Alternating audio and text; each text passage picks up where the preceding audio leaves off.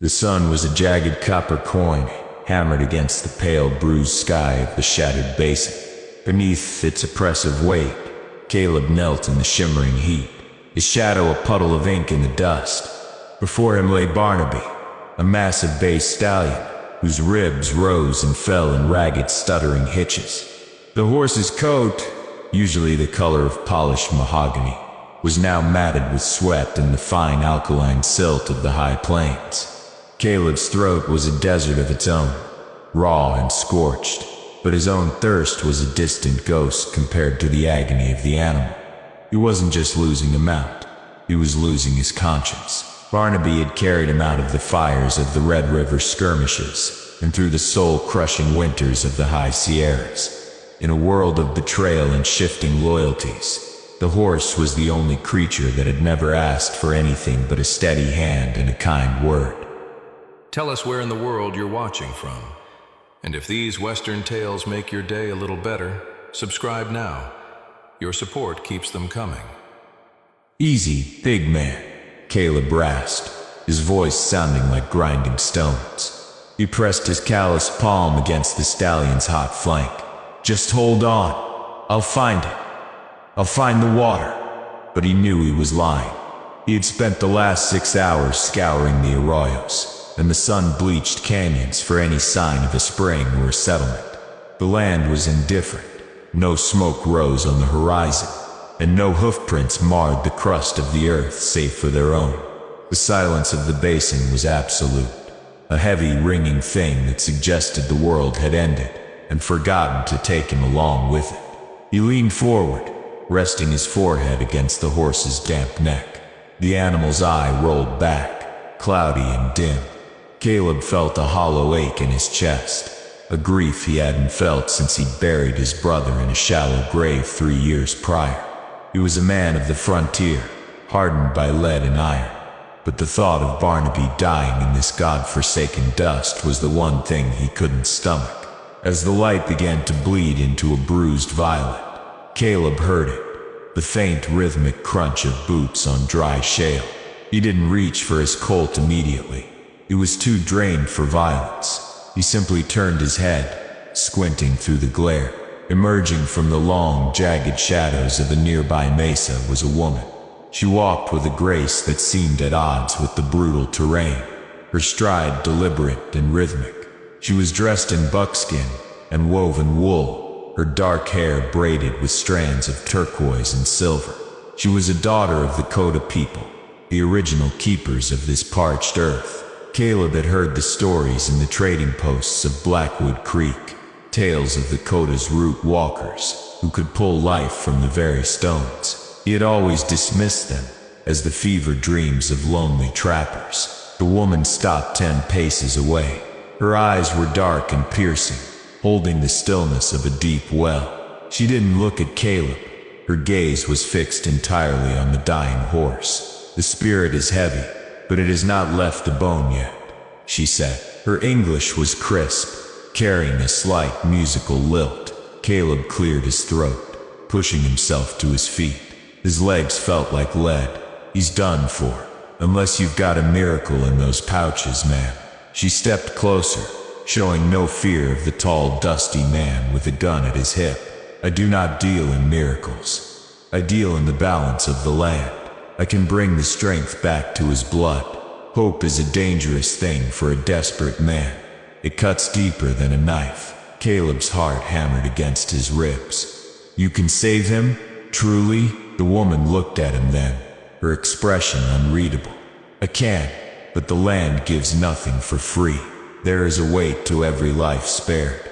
I've got coin, Caleb said, reaching for his belt. Gold, silver, take it all. She shook her head slowly. The Coda have no use for the yellow stones that drive men mad. My price is not something you carry in a purse. It is a debt of the spirit. Tell me, Caleb said, his voice dropping an octave. Anything. The woman knelt by Barnaby's head, placing a gentle hand over the horse's flared nostril. The iron-clad men, the soldiers from the fort across the ridge, they are coming. They seek to clear the valley of my kin to make way for the iron tracks. They will arrive when the moon is high. My people are weary, and they are few. If I save your companion, you must stand as our shield. You must ensure the soldiers do not reach the camp in the hidden fold." Caleb felt a cold shiver that had nothing to do with the setting sun. He knew the men she spoke of. They were led by Major Thorne, a man who saw the frontier as a ledger to be balanced with blood. To stand against them was to become an outlaw in the eyes of the law he had once served. It was a death sentence. He looked at Barnaby. The horse let out a long, shuddering groan, his legs twitching in the dirt. Caleb closed his eyes. "Do it," he whispered. "Save him, and my life belongs to your people." The woman nodded once, a gesture of solemn finality. She reached into a small beaded pouch at her waist and pulled out a handful of crushed white sage and a vial of dark, viscous oil that smelled of damp earth and ozone. She worked with an intensity that commanded the air around them. She rubbed the oil into the horse's temples and forced a bitter-smelling paste between its teeth, all while humming a low, vibrating melody that seemed to resonate in Caleb's very marrow. The desert grew unnervingly still. The wind died down, and even the insects fell silent. It was as if the basin itself were holding its breath, watching the exchange. For an hour, Caleb watched her. He watched the way her hands never trembled, even as the horse began to thrash in the final throes of its sickness. She spoke to the animal in the Coda tongue, her voice a soothing river of sound. Then it happened. Barnaby's breathing shifted. The ragged, wet sound smoothed out into deep, rhythmic lungfuls of air. The dull glaze over his eyes cleared, replaced by a spark of recognition. With a sudden, powerful heave, the stallion pushed himself upward. Dirt flew as he found his footing, his muscles rippling beneath his coat. He stood tall, shaking his mane and letting out a defiant whinny that echoed off the canyon walls. Caleb fell to his knees, a sob of pure, unadulterated relief catching in his throat. He reached out, his fingers brushing the horse's warm, solid shoulder. "Thank you," he breathed, looking up at the woman. "I don't even know your name." "I am Alara," she said, her voice sounding older, more tired than before. She stood, dusting off her skirts. The grace was still there, but her eyes held a new gravity. She pointed toward the northern horizon, where a faint, shimmering line of dust was beginning to rise against the starlight. "The dead is called, Caleb. The ironclad men are an hour away. They will come through the Devil's Throat Pass." Caleb stood, the weight of his promise settling onto his shoulders like a cloak of lead. He checked his rifle, the cold click of the lever action sounding like a funeral bell. "I gave my word." He swung into the saddle. Barnaby felt different, stronger, more attuned to his thoughts. It was as if the horse now carried a piece of the desert's own relentless spirit. "Go," Alara said. "If you survive, do not look back. The Coda do not forget, but we do not cling." Caleb spurred Barnaby toward the narrow pass. The night air was cool, but his blood was boiling. He reached the Devil's Throat just as the moon reached its zenith. Below him, in the silver-lit valley, he saw the glint of brass buttons and the steady, rhythmic trot of a dozen cavalrymen. They moved with the arrogance of men who believed the world was theirs for the taking. Caleb didn't hide. He rode Barnaby right into the center of the trail, silhouetted against the moon. He pulled his hat low and leveled his Winchester. "That's far enough, Major." Caleb's voice boomed through the canyon, amplified by the stone walls.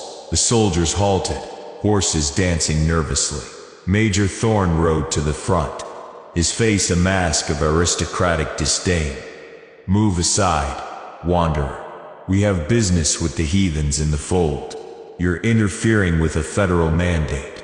The only mandate I recognize tonight is the one I made to the lady who saved my horse." Caleb replied, his finger tightening on the trigger. "The Coda camp is empty.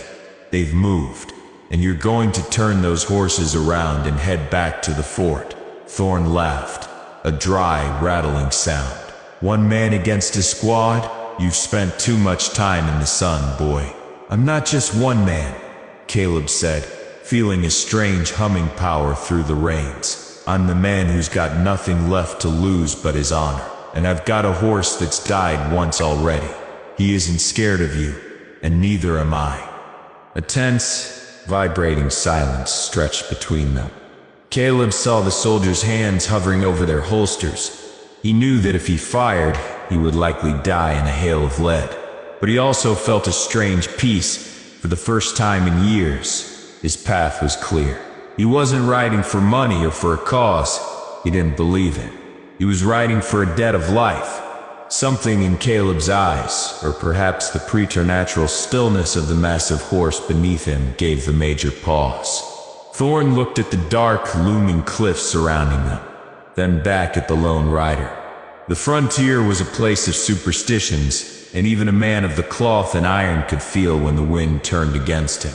You're a fool, Caleb, Thorne spat. But he signaled his men to halt. There will be other nights. We aren't wasting blood on a madman and a ghost. The soldiers turned their retreat slow and resentful. Caleb stayed in the center of the pass until the last echo of their hooves vanished into the distance. He rode back to the hidden fold as the first light of dawn began to gray the sky. The Dakota camp was gone. Only the faint circles of lodge poles in the dust remained. Alara was nowhere to be seen. Caleb dismounted and stood in the center of the clearing. He patted Barnaby's neck, feeling the steady, powerful thrum of the horse's heart. He was an outlaw now, a man without a country, hunted by the very flag he had once defended. He climbed back into the saddle and turned Barnaby toward the setting moon. He didn't know where the trail would lead, but he knew he was no longer just a drifter in the shattered basin. He was a man defined by a promise kept in the dark, and as he rode, the desert wind seemed to whisper his name, no longer a threat, but a greeting. If you enjoy our Western stories, consider subscribing. It really helps us keep creating more for you.